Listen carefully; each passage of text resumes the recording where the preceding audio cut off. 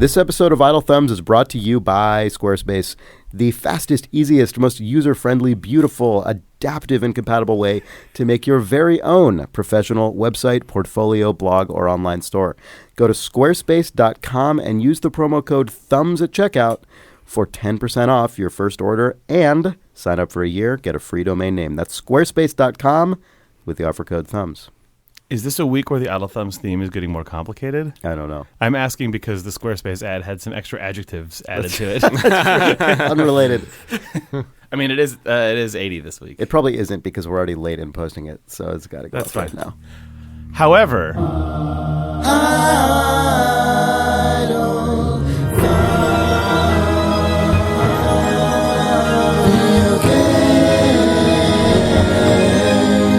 you know what episode number this is because you fucked it up last time. Oh my God, it's true. It's 80. It is. It's 380. Yeah. 480. Guys, can you guys believe we've done 680 episodes of Idle Thumbs? Can you believe we're on Idle Thumbs episode 6,280? Episode 1080. Can you Skateboarding. Wait, hold Snowboarding. on. Hold on. Introduce the podcast real quick. It's September 15th, 2016. This is Idle Thumbs 281. I'm Chris Remo. I'm Nick Brecken. I'm Jake Rodkin. Can you believe there have been 26,000 Idle Thumbs episodes? Well, the reason I wanted to move on to the podcast is because when Nick, so in this episode. First off, fuck off. It's episode 280. You said 281. You actually legitimately said 281, and I thought you were making a joke. Oh, I thought this it is was. Episode 280. Oh, you thought it was 281 the whole time. Shit. Oh, No. man. Sorry. This is Idle Thumbs 280. I'm Chris Remo. Just reveal yourself to be that computer. Okay, I can't believe we've done 1080 episodes. Joked Nick, and then I know what you wanted to say, Chris. Yeah, I know because we realized the people who realized this were me and Ben Burbank, who's a programmer who works at Campo Santo, that many popular display resolution standards are secret Anno titles.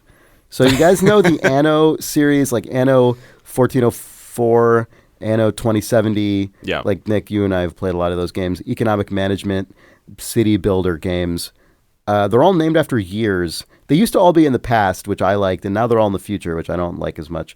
But the thing that they all share in common is that their namesake years, the digits in them always add up to 9. Right. And we realized that through some weird, I guess, coincidence. I mean, it's got to be some sort of strange effect Mathematical of power property? of 2 plus or across 16 by 9, or who knows? Yeah, maybe. I don't know. But when you add up the numbers of most modern resolutions, Like 1080p, 1440p, even 900p, 2160p, 720p. Yeah, they all add up to 9. Weird. Those are all potential Anno names. Anno 720, Anno 1080. My New Year's resolution is Anno 1080p. Can't wait to run Anno 2160p in 720p. I only have an old video card. Looks like my monitor is running at Anno 1080p, but Anno 2070p is only running at 700p. What's up, devs? Oh my God. It's not even a valid Anno year. Or it's running at 900p. That's true. Software downsampling my You know- Anno. You know your console's not living up to promises when its resolution isn't an Anno year. Isn't an Anno year, yeah. Speaking of consoles living up to their promises, Yeah. I hear you got the one that plays the 4K Blu-rays. That's true, yeah. So You got Xbox Ones. I did. So on this episode, we're going to be talking about Obduction, which is the new game from Cyan. Nick's going to be talking about a game called Software Inc. I don't know, maybe I'll talk about Deus Ex again. But first, I got a console.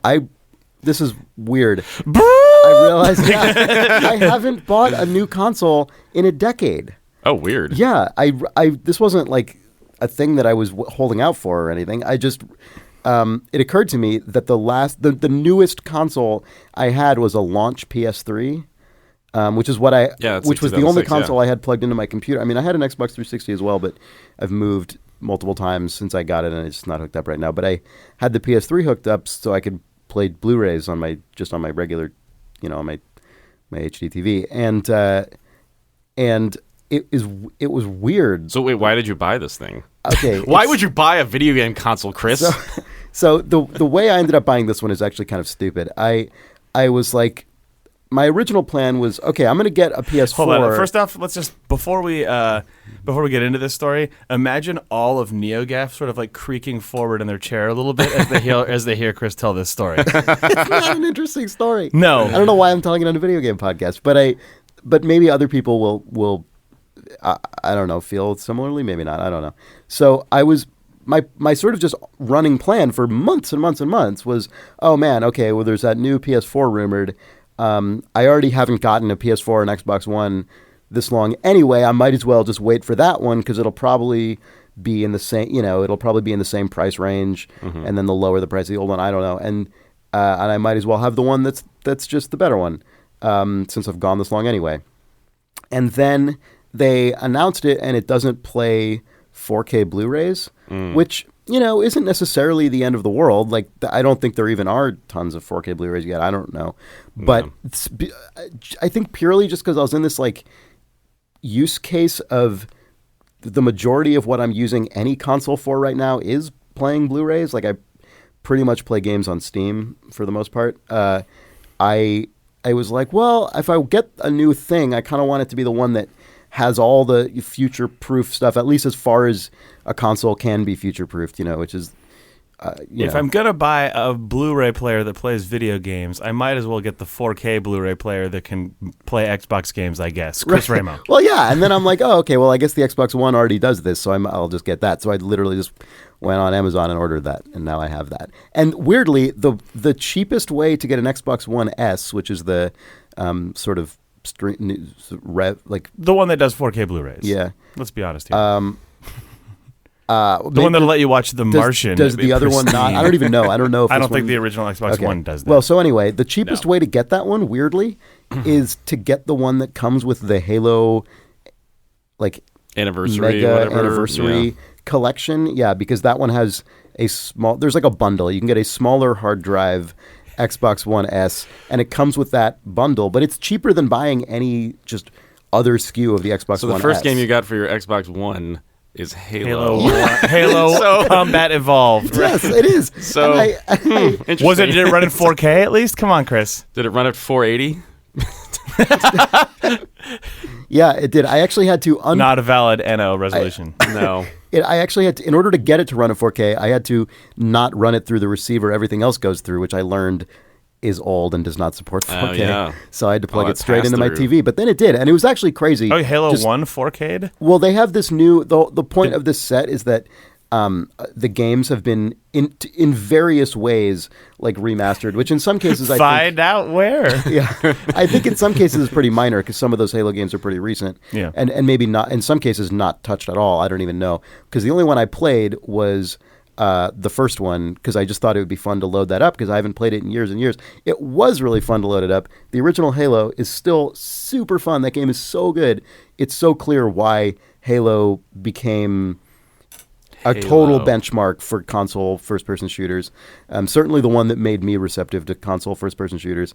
And it's got the sort of treatment that a number of kind of recent classics have been getting where they redid all of the textures, and you can actually flip back and forth instantly, which in a first-person shooter, like big real-time game is actually kind of crazy. Like just the back button, or what used to be called the back button and now is like, I don't know, a hamburger button or something. I don't know. On whatever button that is on the controller. Press hamburger button. Yeah, you press hamburger to switch to look at old game, and it's shocking. It's shocking because I was playing for a while in the default mode, which is the new textures, and obviously it runs it at full res as well. And I was like, oh, this is funny. It looks chunky and hilarious. But then I pressed the hamburger button or whatever it is. And it... Let's just call it what it is. I'm just going to call that. I pressed the hamburger button and it goes... And it was... The difference was astonishing. It was like, oh, right. This game, the environments in this game used to basically just be untextured geometry. I had totally forgotten about that. Just like gray slabs everywhere. It is so different. The original game is so much darker. I actually got like like Thematically? edgy, Yeah, it's just- super edgy. Master Chief used to be total hard ass. I mean, that was closer to the 90s back then when Halo 1 came out. So that's true. That was, you know, That's they're still true. getting that out of That's the true. system. No, I just mean it was like His angst. physically darker. So I got really obsessed with Like brutally.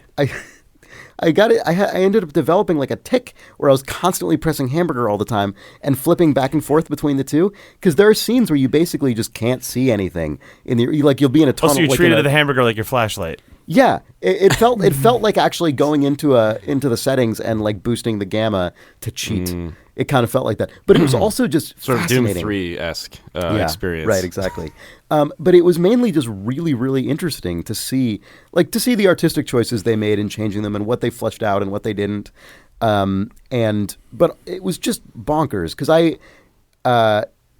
obviously, as with anything, the original one, I thought it just looked really cool, and looking back now and sort of readjusting my memories was very fascinating because they tried to do the thing, I think which is common, which is make the updated version look like what you remember the original one looking like. But man, it was way more different than I remembered. Anyway, Halo is awesome, and I started on Legendary because it had been a while since I played a Halo game, and I'm like, fuck this, I'm gonna just go total just bananas mode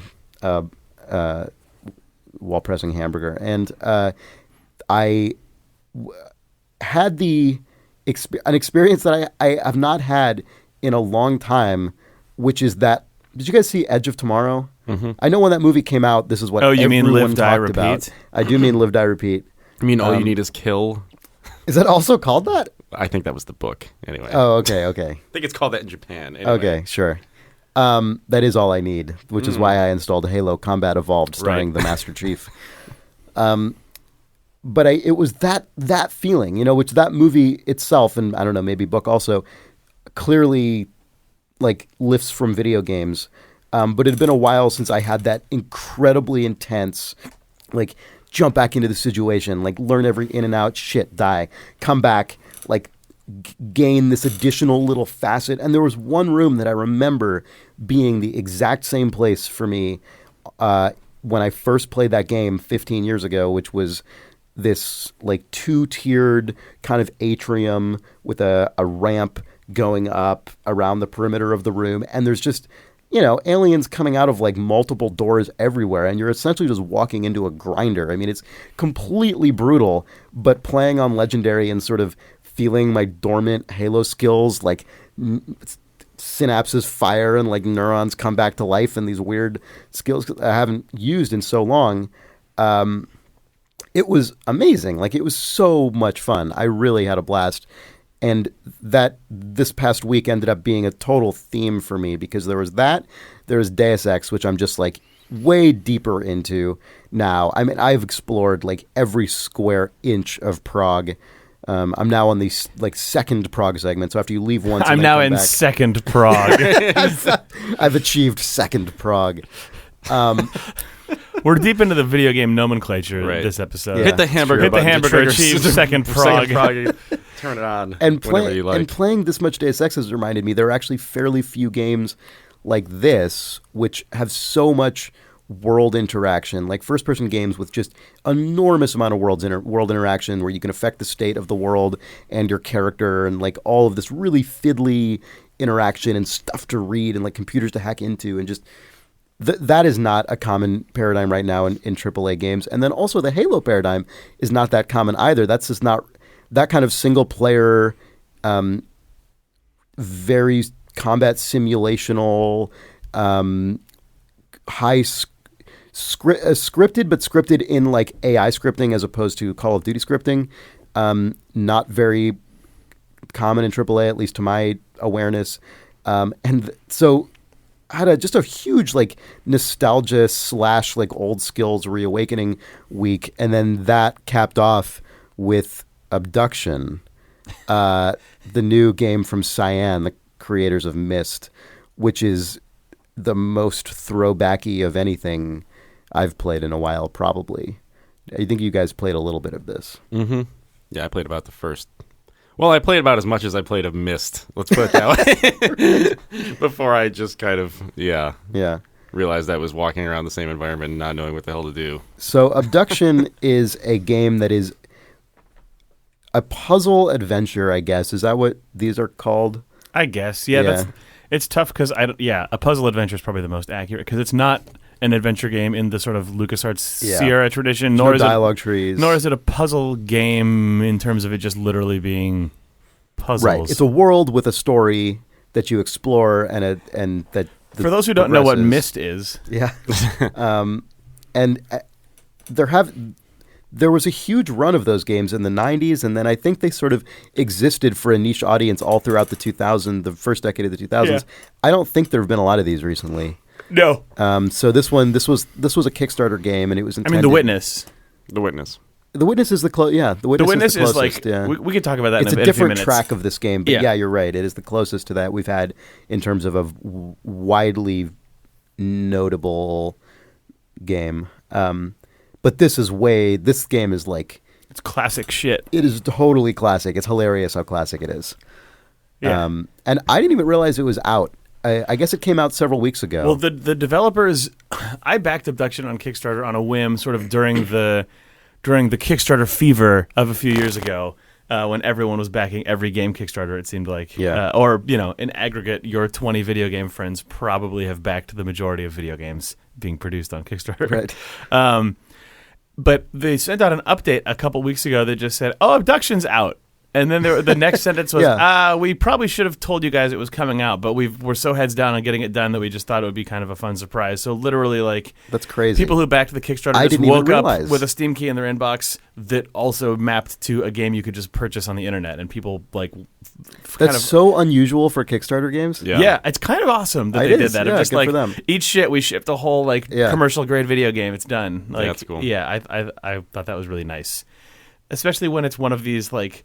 Crews from the 90s goes back to do the which thing often end up taking like a long forever time or never comes out, or they like majorly cut it down. I mean, I've only seen probably 40 minutes of this game, so I have no idea, and I haven't read any of the buzz around Abduction. I haven't either, so I don't know what Myst and especially its sequel Riven were known for being pretty sprawling, like big. I mean, large games, and I have no idea what the scope of Abduction is, but the picture that it paints is that it's at least reasonably large.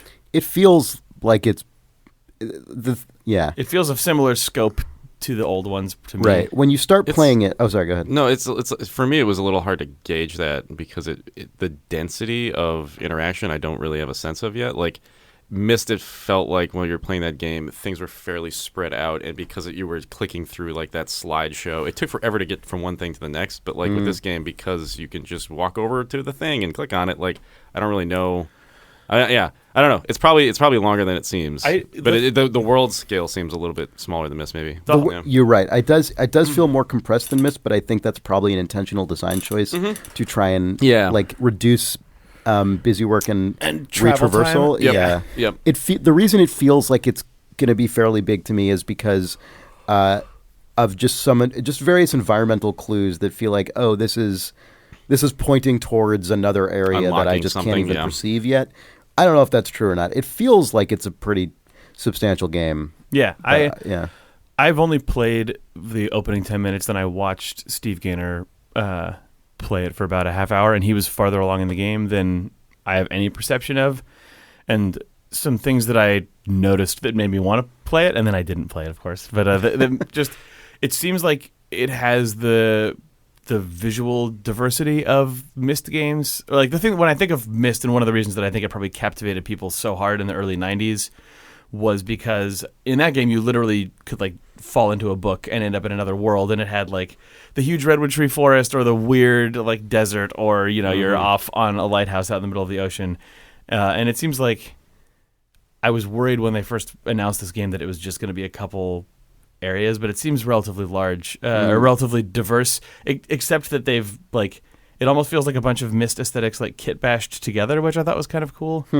That's good to hear, because I've played a few hours of this game, so I've played more of it than you have, probably less than Steve based on what you're describing, but I am glad to hear that, because I mean I might be wrong and I might have just seen like the exceptional zone. Sure, but the game the game begins with a little introductory thing, which whatever. But then I really liked that little introductory thing. Oh, did you really? Yeah. Oh, I was not as crazy about it. I felt guilty for liking it, but I liked that Cyan was at least trying to open this game differently than some previous stuff. Fair. I also appreciated that. Right, that it wasn't just you're suddenly in the middle of nowhere. I know that everyone is grabbing for Spielberg stuff right now, and including I felt Cyan at the beginning of this. It was a total Close Encounters in the outdoors situation. Do you want to just describe it since it's not really a spoiler? Yeah, the game opens with you at in what seems like a national park campsite or something, where it's just basically almost a car campsite where there's little barbecue pits and picnic tables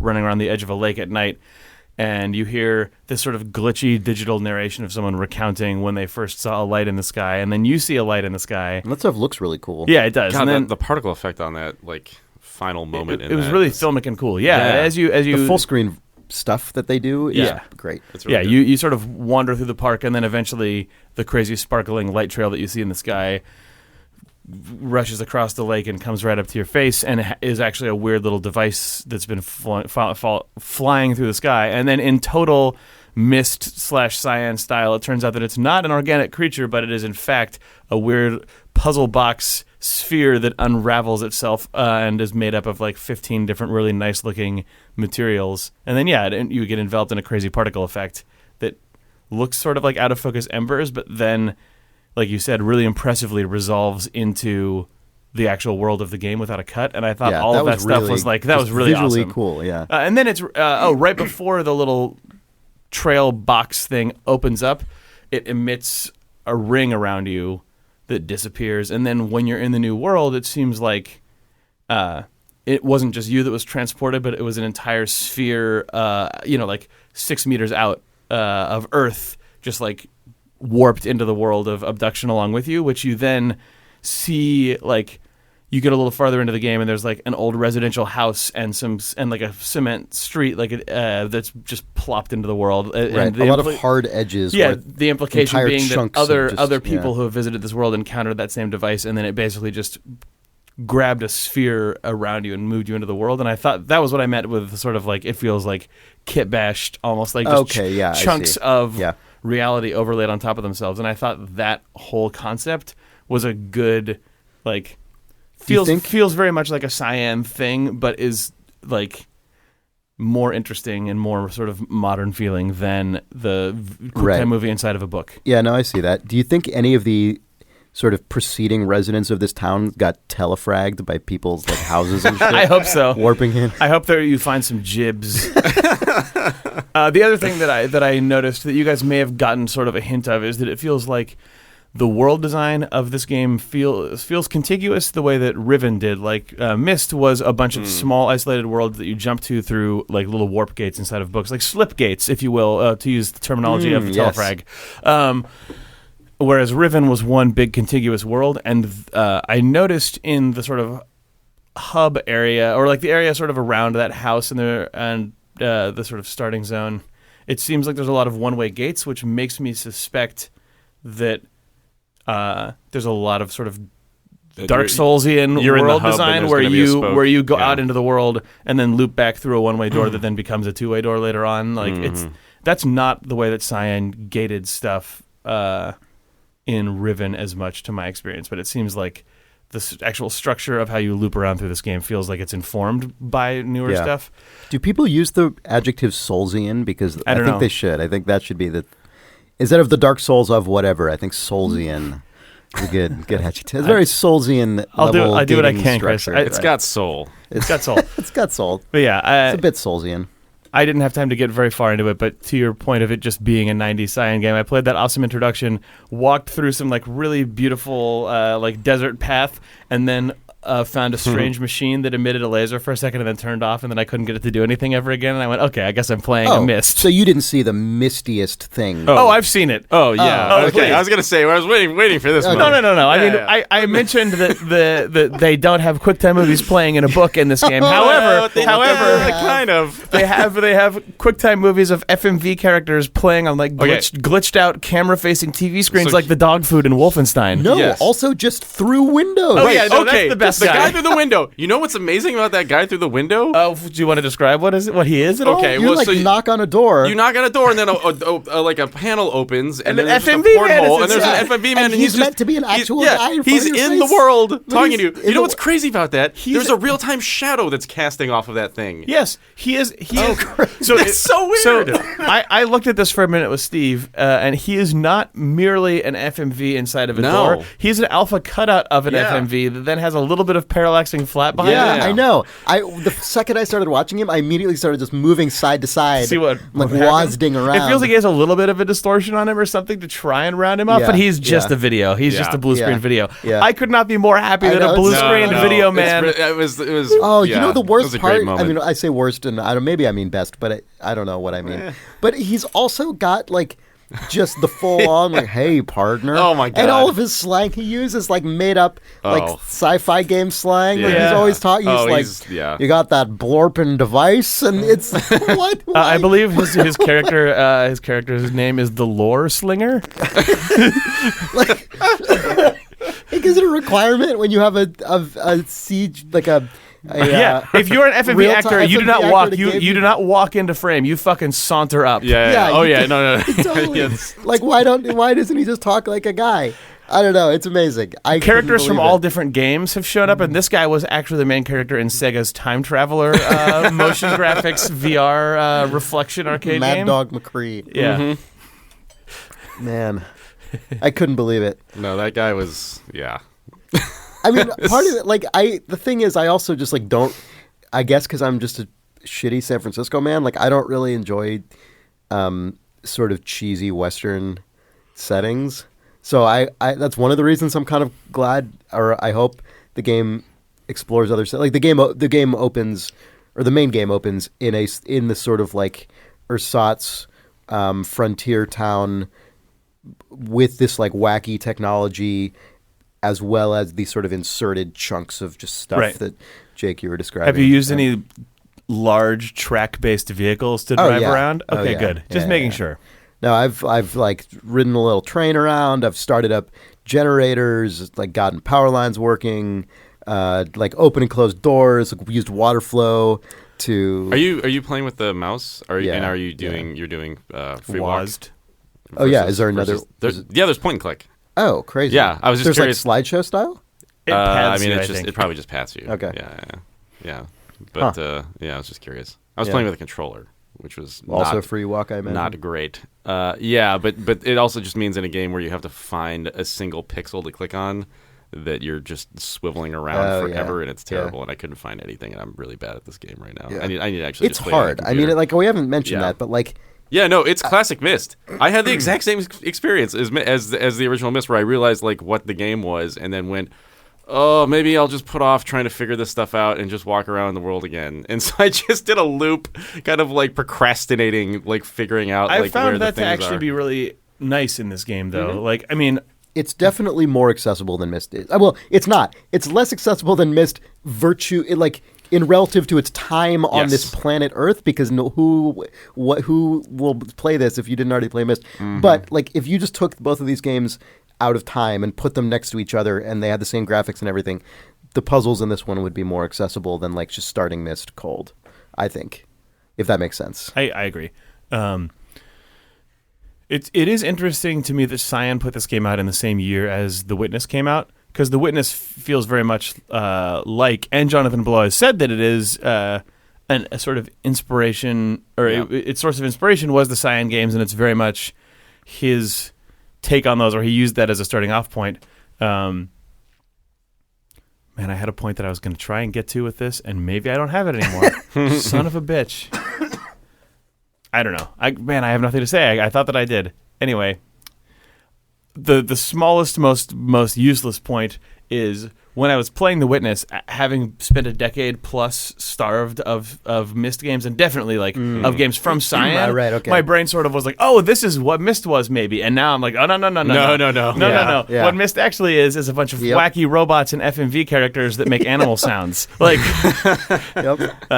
it was interesting to be able to then just sort of reflect on With how far more abstract, or less abstract, and more kind of like arbitrary puzzles. Yeah, there's always more of a sense to Myst puzzles than there are to traditional adventure game puzzles. I feel like. I mean, the Myst puzzles are you don't solve them backwards. Like an adventure game puzzle, I have a monkey in my inventory and I need to adjust this valve. I can turn the monkey into a wrench. Ha ha ha! It was a monkey wrench all along. Is like Monkey Island at its worst / most notable. But Myst, it's more. You press a button and a strange sound effect happens, and then you see that icon next to a light bulb halfway across the island, and you realize that if you press the button, that light will turn on, and somehow that relates to a map you've seen of 3 lights turned on in the world somewhere else. You slowly learn properties of these devices and then learn their logic. But it was just a reminder of how intensely distilled down The Witness is when it comes to this stuff.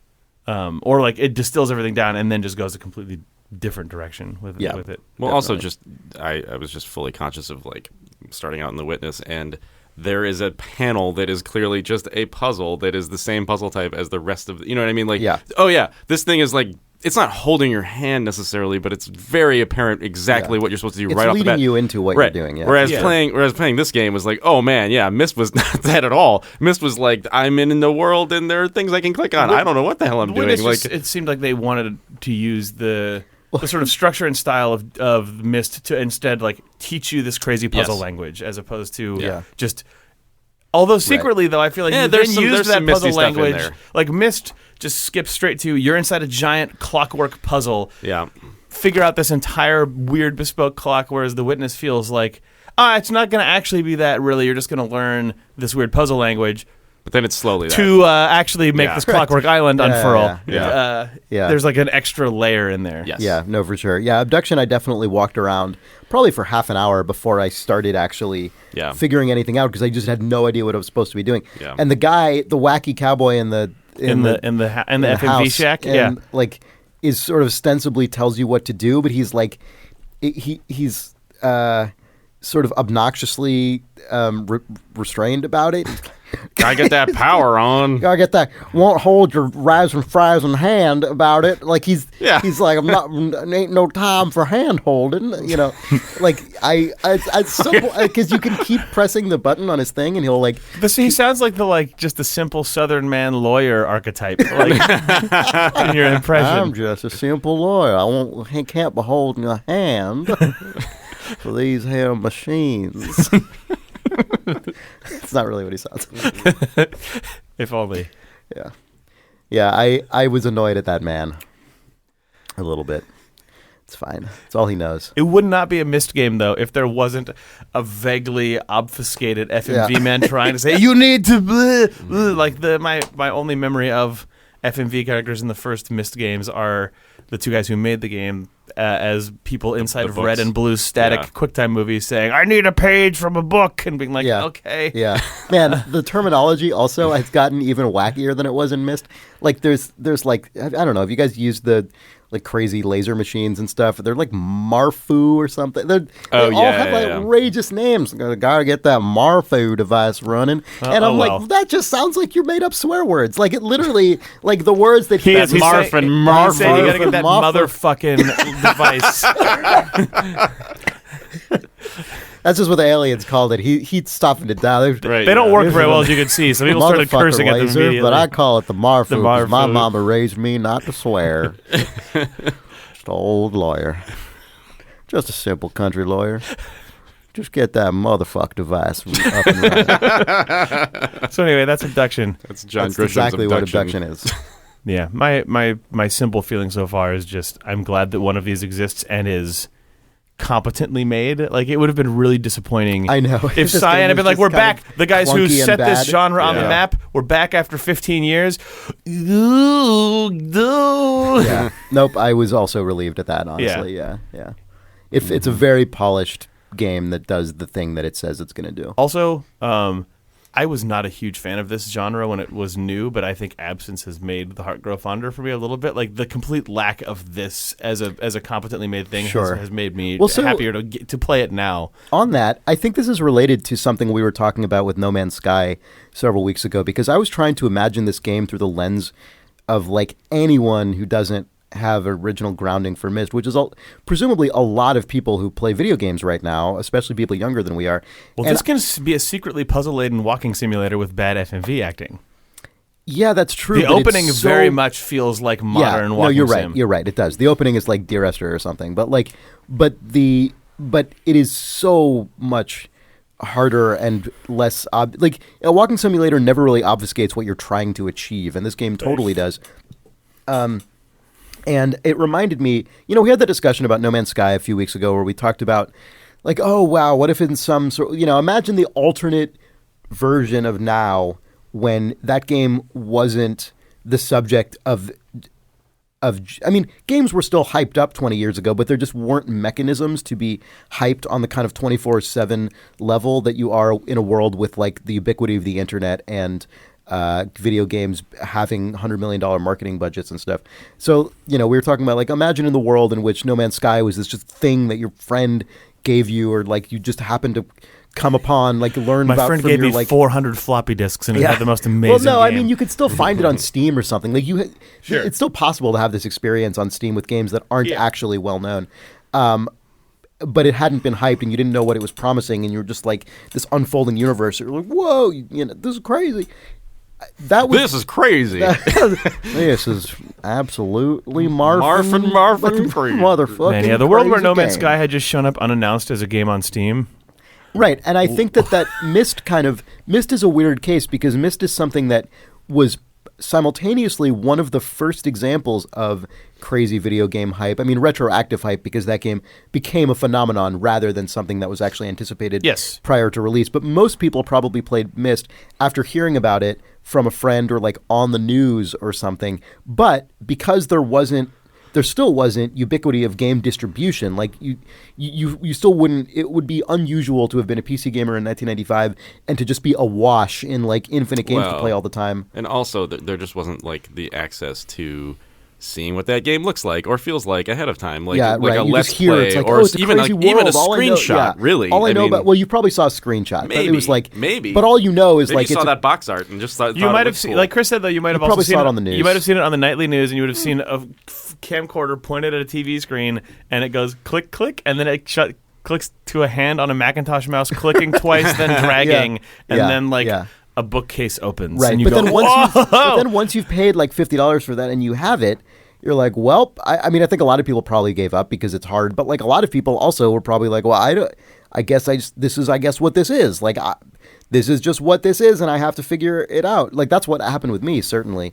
For a lot of adults, it feels like Myst had like a Harry Potter-like draw to them almost, where it's like there's a window inside of my computer that will take me into a place that I did not know existed. Right, which I think was beyond what I bothered to imagine as a kid. You also played a lot of games as a kid and stuff. Like I think you kind of... You're like, and I think kids just take things for granted, but like, yes, because you don't know what's unusual. Whereas if you've already lived like 30 years and you've never seen anything like Myst, it's much more notable than if you've only lived for like 10 to 15 years. And also you've played X-Wing versus and TIE also you've Fighter played or X-Wing, yeah. Oh, actually, right, this only was one of X-Wing. my first like computer games. So that really? Okay. I was completely ensorcelled by Myst. Like I thought. Oh, there you go. Yeah, was it the surrealistic adventure that became your world? Yes.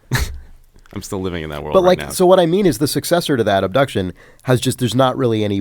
I don't think there's any chance that. Mm-hmm. Yeah, like, no. What is the audience for this game that isn't already the Myst audience? Is it just people who like crazy challenges? Like, will people who play The Witness? I don't know. I wonder. I just wonder. Yep. Like, are they making this game just for those people, or I wonder if do they see themselves as making games for this game for like just anyone? And if so, I wonder how you find those people and like how they encounter it. It's harder now. Yeah. It's weird to think about the fact that even though if you're a computer literate person, man, I'm about to just old man it up here for a sec, but the idea of computer literate, so like you know how to. I know what an app store is. IRQ settings. No. Okay. I mean, the reason that Myst, the first game, at its time was super popular, I think, like it also started off on the Mac. It was like if you have a CD-ROM drive, like if you got one because of work or because your new Macintosh came with one, you can literally buy this disc from a store, put it into the computer in your house, press the icon that comes up on the screen, and then this thing you've never seen before appears. Yeah. It was the how do you CD-ROM tell killer app. how do you get Abduction? Yeah, it totally was. Yeah. Like that experience.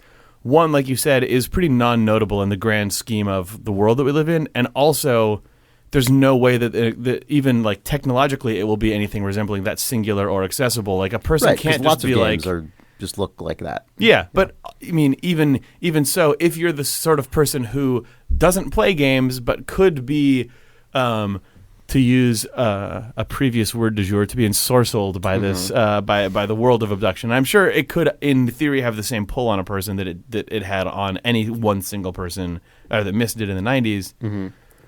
The sort of story behind how you get to it is also impenetrable to people for whom this is not already a big part of their lives. You mean because Steam is not a household name? Or yeah, I mean, Steam, I guess maybe the App Store if it's on the App Store, but like game consoles. I bet if you're below a certain age, Steam is essentially feels ubiquitous. Yeah, it may. But I don't know. I was going to say because of Minecraft, but Minecraft's not on Steam. But I think a couple of days to notice it on the front page, though, and then it's just kind of you're going to have to search for it, and you're going to have to. I mean, right. But that's just like you're talking about just stumbling upon it.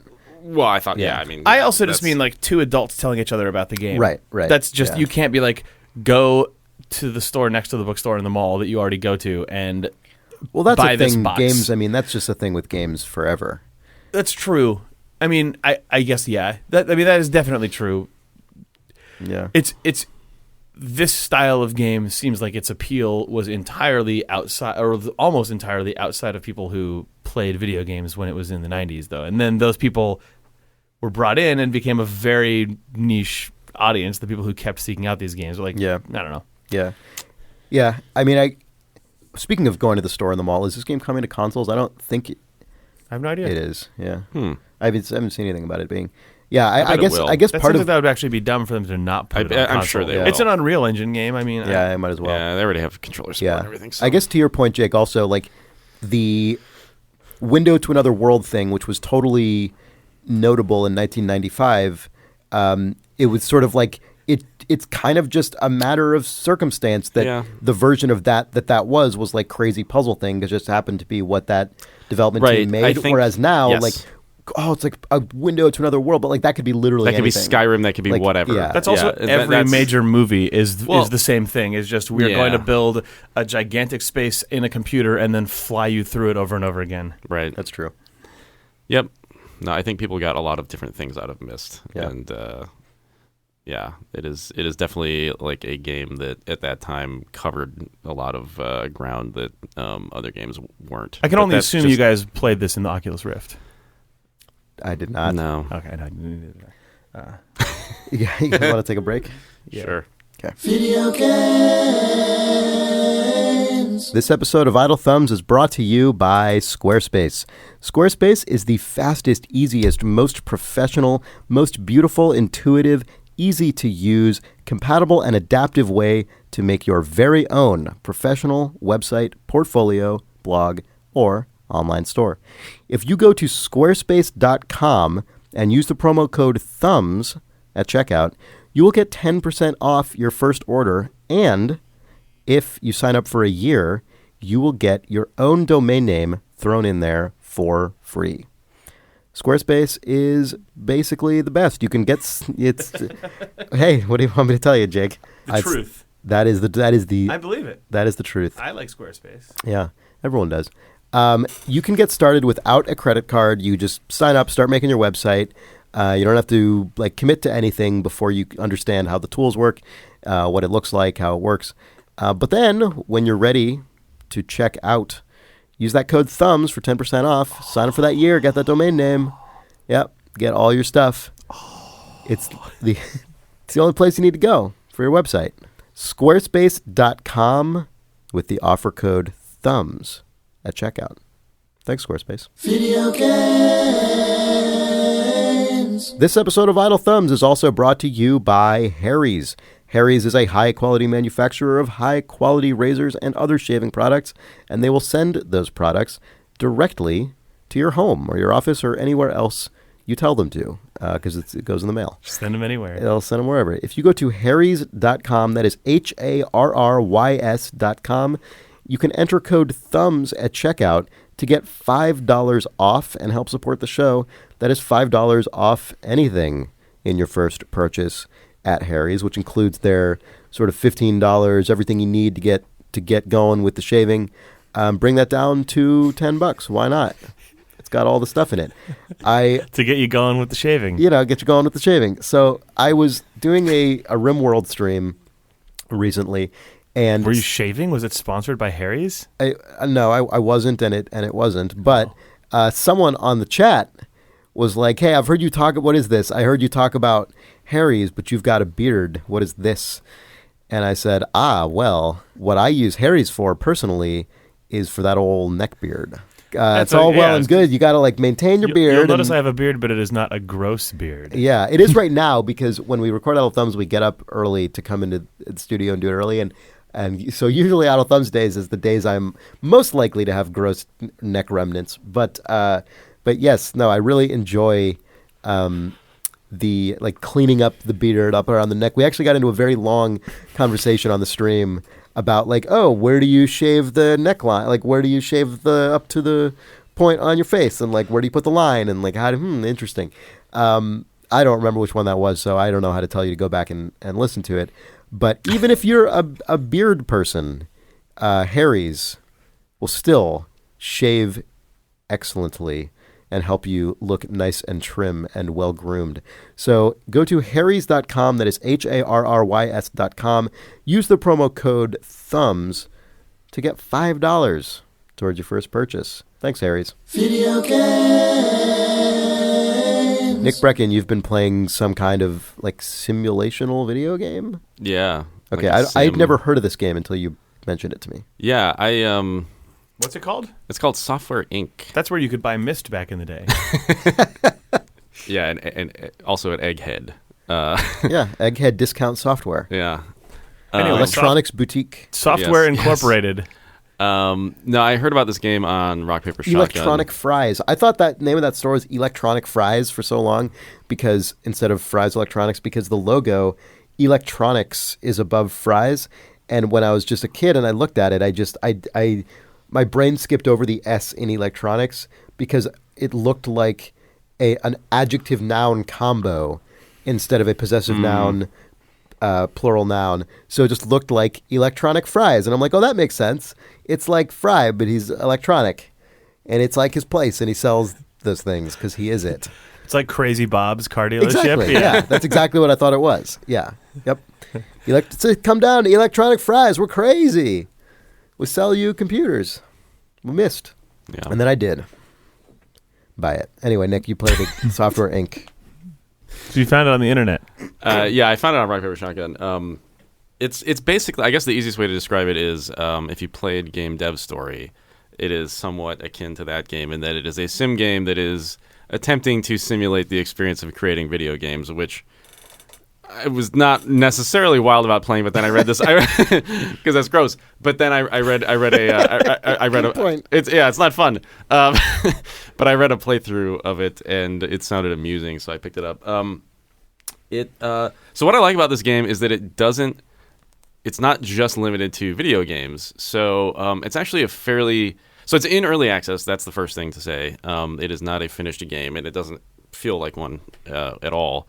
But what it's trying to do is it's trying to actually simulate software in general.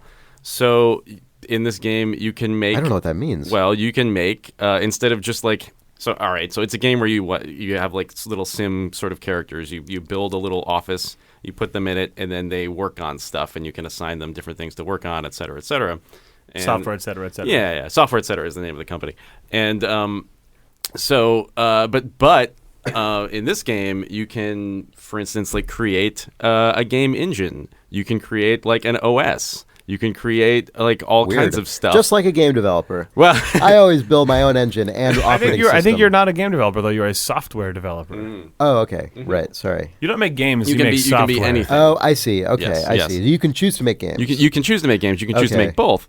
But so it's what it's doing is in the background, it's simulating a bunch of other software developers that are out there making stuff. And then all of these things are sort of interconnected. So when you want to make a game, this crazy page pops up that says okay, what's the name of your game? What genre is your game? Okay, what game engine are you going to use to create this thing? Here are the list of game engines that are out there in the world. That have been made by other simulated companies? Yeah, that have made by other simulated companies. Here's the quality of the engine. Here are how many active users it has. Oh, crazy. Here's the license fee for that engine. now that you've chosen your game engine, here are the OSs that it will run on. here are the active users for those operating systems. Like, it's ridiculous. All of the interconnected stuff is really, that really gets good. real. That's like interesting. Of software development. Basically, it's that's also what it's just trying to be.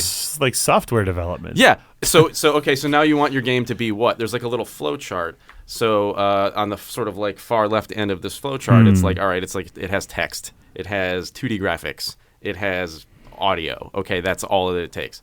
Now you need to use a 2D software engine to create your 2D graphics. Now choose one of those. So you finally get done with all of this stuff. And then there's something that, just off to the side that says, all right, well, here's the recommended number of artists, programmers, developers, et cetera, et cetera. Here's how long it'll take. It might not take that long. It might take longer than that.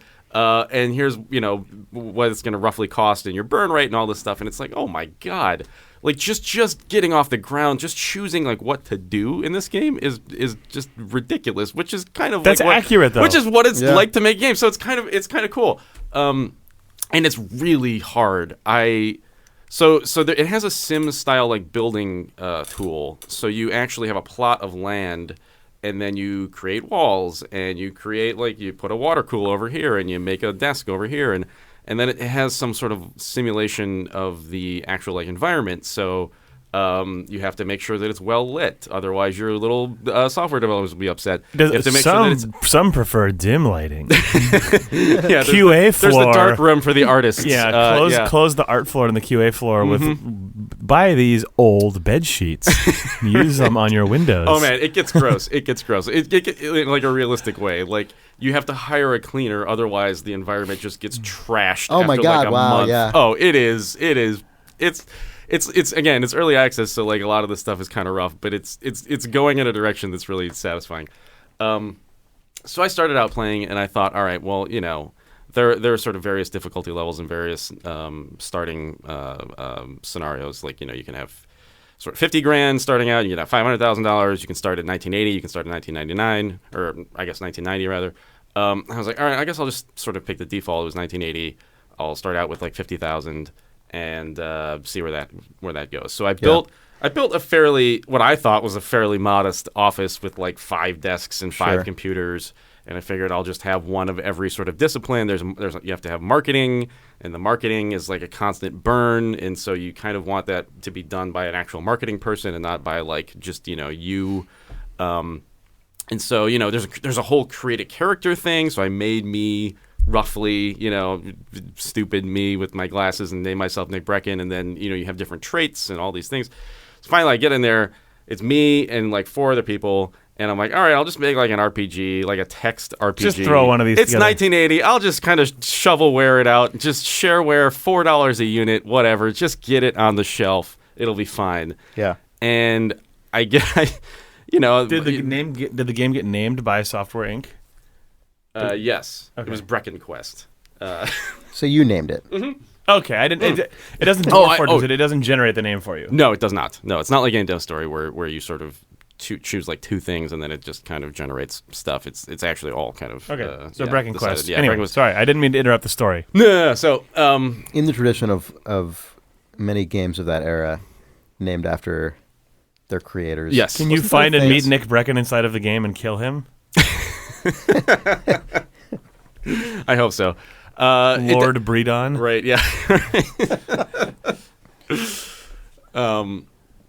So anyway, I spent like, I don't know, less than a year making this thing, and very quickly, like each developer is taking up like at least $3,000 a month in salary, and I started with 50. It cost like $25,000 just to build the place. I had like no money. I had to start taking out loans at least 3 months before the game was released, and we were just heavily in debt. And so I finally released this thing. And it gives you like a little review, like in the paper or something, and it was like Brecken Quest, horrible piece of software, like just terrible, absolute garbage, just deplorable. Like, and then I realized like, oh, it's because the way that this works is when you start developing the game, there's actually a period where you're not actively developing it, you're designing it, and if you It's like pre-production basically. yeah, basically pre-production. If you stop that early, your game has a max level of quality. Like, it can never be better than what that was. And I think it was just like bad. Like, I think I had just stopped. I was like, I'm going to run out of money. I'll just click this button. Throw it into, I don't know what this throw button it into does. full development. Yeah. As your designer's like, okay, I mean, we'll do our best. Right. And so I released That's the thing. what- I think I also skipped beta.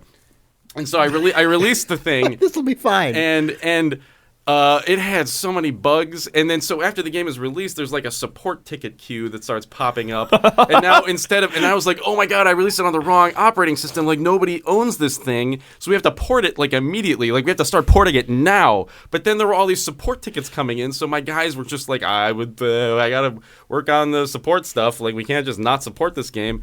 And we just immediately. Why weren't you streaming this? We just immediately ate shit and tanked. It was just like bankrupt after because I didn't know if the game was going to be any good. Please I probably should stream now. your next venture. Yeah. But then the venture after that though was interesting because then I started out and I was it was just me in a room and I was like, all right, I'm just gonna no burn rate, just me alone, indie dev in a room, like just 4 walls. Oh man, what? And just sit there and design it until it's amazing, till the design is amazing. That's how games work. Yeah, it's kind of, and then I'll just hire another guy. And we'll finish it together, and it'll just be a shoestring. It's just going to be a 2-person operation. This doesn't work, by the way, unless you're Jonathan Blow. Mm-hmm. This literally works for no one. I'll just sit in the Jonathan room. Blow and like the FTL guys, and that's it, basically. But so I'll just like do this, and then it'll be great. So I hired this guy, and the way that you hire people, there's like a whole interview process where you have to spend money to find the right candidates, and then they have. Not only do they have skill sets and different, specialities and things, they also have personality rankings in terms of whether they're going to mesh with your team. And I didn't know that. And so I hired, I hired this person. And after about 6 months, I'm looking at the sort of, finished bar of like where we are, and we're just making no progress. And I'm like, what the hell's going on? Like, we're just doing nothing, and it looks like I'm working, but the guy next to me, this guy I'm like trusting to like help me finish this stupid thing, is like doing nothing. And so I look and I click on him, and there's like a little efficiency rating. Is it 0% efficiency? And then I realize that all of his thoughts are just, I don't like Nick Brecken. And so this guy is just all he's thinking about. Hyper-accurate video game. He could basically have all kinds of thoughts. He can like, I need to use the bathroom. I'm like hungry because I don't have anything in this. But it's stupid just I'm office. in this fucking room just with this nonstop. fucking guy. I hate Nick Brecken. I hate Nick Brecken. I hate Nick Brecken. I hate Nick I love Brecken. you went 6 months without noticing this too. Oh, we were bankrupt because there was just no time left. To like, if I fired that guy and started with somebody, I mean, it would be an absolute disaster. I love that your plan didn't even have time to fail for normal reasons. Yeah, no, it was just I hired someone who didn't like me, and there was no time to back out of that. There was time. You just didn't notice. Yeah, I was completely unawares. My designs are perfect. What the fuck's that guy been doing for 6 months? Let me look at his journal. Oh Jesus! Mother of God. Yeah. So I got some news for you. The company is dissolved immediately. Thank you for your time. See you in the halls of Activision. Yeah. Where we now other both guy's work. last thought of fucking thank God. Yeah. His fucking dump. Yeah. Guys picked up a paycheck for 6 months and leaves. Right. God. Anyway. Dire. Yeah, it was pretty bad. Brutal. So That's amazing. You end up with a lot of scenarios that make you think of other game studios. Like I definitely at one point had like an Ion Storm situation going on where I spent way too much money on the actual office layout. Yeah. And everybody was really happy, but nobody was doing anything. Yeah. And it was just awful. And the game was bad. And anyway. That's so good. So I don't know if this game it's a little bit rough right now. Like it's very difficult, which maybe is its intention and it probably should be, but also it's a little hard to use right now. But what's it going to take to ship a hit, Nick? I have no idea. Which is the answer. The team behind this game is just running just running thousands of simulations through their game to figure out what makes a perfect game, and then when they figure that out, they'll put it into their game and they'll ship it. Right. And then it'll be done. Yeah. Well, they shipped it and they took money, so I mean that's the real answer is just to take money now. That's true, they figured it out. And then it's early access. I mean, Yeah. it's hard to make a good game, so you just charge before you know if it's good or not. Yeah. And then, yeah.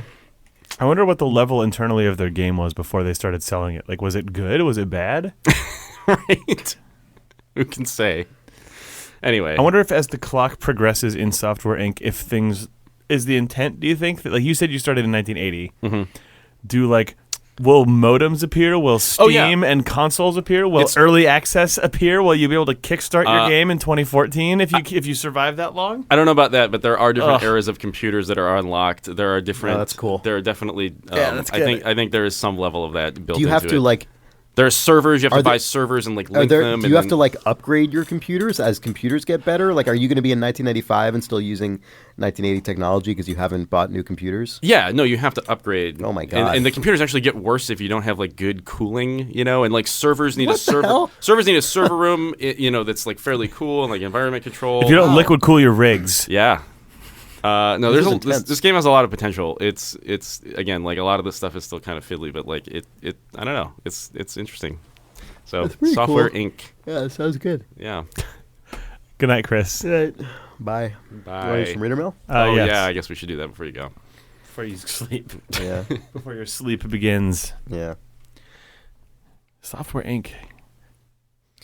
All right, Gabriel Tripp writes, Nick's Emergent Battlefield 1 friendship reminded me of a TF2 experience that may entertain. I'm listening. I had not played TF2 in years, despite having over 1,000 hours in the game. So I decided to check back one day recently when I was waiting for Overwatch to release. I entered a public payload server and started playing my favorite class, the Medic. I was doing okay, but I started getting annoyed with the random nature of a public server. Sorry. The chat was filled with memes, but no communication. Everybody ran single file into the conflict area and smashed into each other, and teammates made no attempt to protect me. It was like every reason I left, but distilled over time. I kind of stopped playing and started wandering around the map, contemplatively and dying randomly until I noticed a spy had singled me out. So in the middle of the nonsense chat, I started saying, "Spy, I'll heal you." He killed me a few more times, but eventually saw his name in the chat, and when he met me again, he stopped. We stared each other down, and I said, "I'll heal you," again in chat. He looked up and down rapidly like he was nodding, and then disguised himself. We went to my team's engineer and sapped his whole setup. He disguised as the engineer, and I started healing him again. We shut down my whole team and got him a kill streak. At the end of the game, my team started complaining that we had lost because I'd been healing a spy the whole game, which was true, calling me an idiot and so on. They hadn't seen the chat amongst all the meme noise and seemed to think I'd done it by accident out of naivete. But the truth is there were 2 spies at the top of the leaderboard, and despite being a medic, I was one of them. Thanks for the great podcast, Gabriel. God, the true spy. Yeah. That's the really truth good. Is there were 2 spies. That's very good. Yeah. Yeah, that there is a very solid Tinker Tailor montage that happens as when they're remembering what happened on that server. Yeah. Yeah, as you see the just I will heal you, just scroll by incredibly quickly in between Garfields someone and flipping through sheafs of text of chat and highlighting somewhat indiscriminately, then finally going. But they're all just Harambe and stuff. Right, but yeah, then amidst the 30 things that someone highlighted per page, I will heal you was also highlighted. It just got missed. Right. Yeah. We had it. We had it all along. They found it. All right. Tyler Davis writes, "Hey Thumbs, a reader sent in that great Hitman video titled 'There's a Problem with the Toilet.' That was really good. It was really good. It was indeed hilarious, but because the video's description nor title does not mention Hitman, the suggested videos related are all about toilet problems and not Hitman. Yeah. Correct. I'm not sure what was funnier, the actual video or the fact that I had to watch it while looking at a thumbnail of a very poopy toilet." Tyler. Yeah, I also observed that and was amused. All right. Let's see. Shadow Zenith writes, "Hey Thumbs, long time, multiple time Lord Zenith here. Lumines Touch Fusion for iPhone may have come out in 2009, but the game Chris has been playing for iPhone, Pad, and Android is Lumines Puzzles and Music, and it was just released in 2016, so nothing was ruined. Except maybe the mobile game industry reselling us updated versions of everything every few hardware generations. Also, I do have a question. Am I imagining it, or was there a self-imposed moratorium on mouth fart noises on the cast a while back? Personally, I enjoy your simulated flatulence as an efficient expression of frustration or self-effacing amusement, so the steady increase in Jake and Chris raspberries is more than welcome." Have we been doing it more again recently? I don't know. I don't really remember. I don't know. And yeah, a lot of people have emailed and tweeted at me to say that I wasn't crazy about Lumines. It's a new Luminous. It's a new one. You It's a like new game. gaslit yourself with that, where you're like, "Oh, new Luminous." Wait, no, I couldn't have. I mean, that game's been out for a long time, so why would I be saying that it's new? Yeah, it's true. I did completely undermine myself. I thought that I saw it featured. It is featured, but it was out.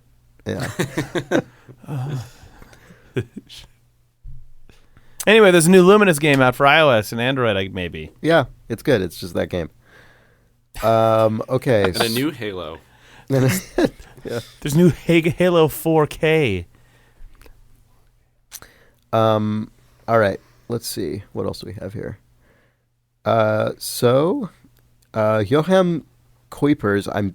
That's pronounced correctly. So correct. That's so exactly what Nailed this it. person's name is. Writes, "Hi, Chris and others." Whoa. Eat shit, others. us, Oh, Nick. We're shit. nothing. Nah. You're something. You're others.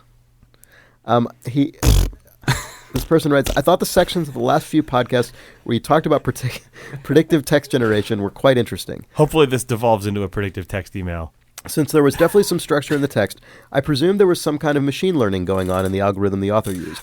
They made their project open source, so I decided to take a look myself. Sadly, there is no real intelligence going on inside the script. It suggests 20 words by means of Markov chains, of which the user has to choose one, and then it shows a new list of 20 suggestions to pick from, and so on. So that kind of operates a little bit like predictive text on phones, kind of.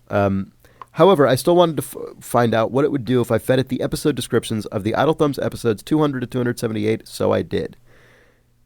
Here's the generated text using the best suggestion each time except once." So these are generated idle. This is, I guess, one big generated Idle Thumbs description here. "The time to the left and right. I'm hungry," says the pilot over text chat. "You see he's named Nick. You're hungry too. Maybe there's somewhere to eat. Maybe two of you will be spoiled. This week, we take a look into the creation of this podcast. It is about Metal Gear Solid 5, The Phantom Pain, a game that stirs up memory of something we loved dearly long ago. Then we'll let you in on the sad Space Dads craze that has taken the gaming world by storm. If that isn't enough, stick with us for the video game Downwell. And this is a perfect moment to preserve as a photo. You try to clear up the shot by setting any enemies to hidden and find yourself suddenly alone." End. I've written a small blog post about this. Check it out here. No need to link on the podcast. I will not, because I will not be able to spell and pronounce this again. I'm sorry. The name of the blog post is Idle Thumbs Text Prediction, so you might be able to find it through that. Oh, no. The name of the post is Text Generation by Markov Chains, and it also has Idle Thumbs in it. All right. My friend Jordan, who also wrote a full JavaScript re-implementation of Winamp so that people could look at Winamp themes without having Winamp, also made a Markov chain Idle Thumbs episode generator a while ago. Oh, that's right. I remember that. We read some of those. This week, you decide your podcast experience. Do you want it to live? 1 16-pocket Crazy Crust cheese pizza, please, etc. So there's a couple Markov chain thumbs generators, apparently. Well, speaking of Idle Thumbs generated things, Tom Kidd writes in and says, "Hey guys, I updated schnapple.com/thumbs to reflect the shift to Thursday, as well as streamlined it and modified the experimental part to reflect the current lineup. Thanks and keep up the good work, Tom Kidd." So schnapple.com/thumbs is a website that I should have used this week and last week, because when you go to it, what it does is it tells you what the little "it's" at the beginning of the podcast should be. So if you go to schnapple.com/thumbs right now, at the time we're recording, it says, "It's September 15th, 2016. This is Idle Thumbs 280. And then there's a checkbox to say, make it be the next Thursday in case it's already Thursday, which it is today. Oh, it generates the script for us, too. If you press show extra crap. You Yeah. can choose who's on the episode, and then Right. it says... Yeah. We had this a while ago. So right now the defaults say, "Jake, it's September 15th, 2016. Chris, this is Idle Thumbs 280. I'm Chris Remo. Jake, I'm Jake Rodkin. Nick, and I'm Nick Bregan." Technically incorrect, because Jake is the "and." Mm-hmm. But you can, I think, adjust the order. Nope. No, you can't? Okay. Opening thumb. Nick Brecken. No, I don't know. There's a way to do it. Maybe there's not. Doesn't matter. Oh, you can. Yeah, you can. You can. Oh, my God. This is it. And I'm Chris Remo. Yeah. So if you want to, I don't know, you can go to it. It's schnapple.com/thumbs for 10% off your free podcast spiel generator. Yeah, I mean, that's probably it. We had a long podcast today, so that's probably That's all anyone wants to hear probably from a good us. podcast. We had a big day. Let's get out of your ears. And a big day needs a big podcast. Go to idlethumbs.net/ Keep fucking that chicken. Keep Okay, I'll do that. Keep moofing that marfin. keep moofing that motherfucker. Well, thanks for listening. If you like this podcast for some reason, you can leave us a review or a rating on iTunes. That helps out a lot. Tell your friends all about it if you think they might like it too. They will. They'll especially like farts. We're on Twitter at twitter.com/idlethumbs. We're on Facebook at facebook.com/idlethumbs. We have a newsletter that seems to be going out roughly monthly or so. You can find that on any page at idlethumbs.net at the bottom, which is also where you can find all the rest of the shows on our network, including Idle Weekend with Rob Zachney and Danielle Riendo, 3 Moves Ahead with Rob Zachney and a rotating cast of strategy people, the Idle Book Club with me and Sarah Argadale. We will very soon be putting up our episode about the Raymond Carver short stories collection, What We Talk About When We Talk About Love. We recorded it. I just have to actually get it up. And all kinds of other stuff like Terminal 7 about Netrunner with Nels Anderson and Jesse Turner. That's all at idlethumbs.net. Thanks for listening.